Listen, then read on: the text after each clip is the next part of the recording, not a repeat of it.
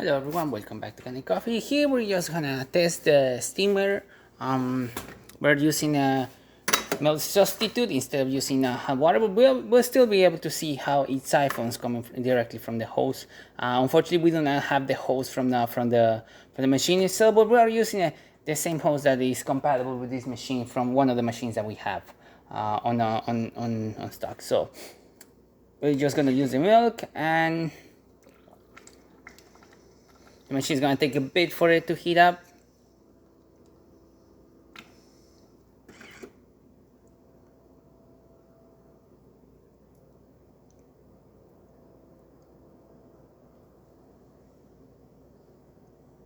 Alright, now that the machine is heated up, we're gonna just use 30 seconds of the milk.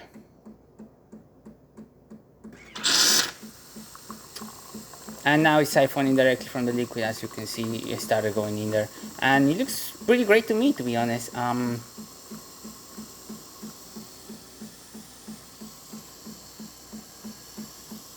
just gonna let the whole 30 seconds run.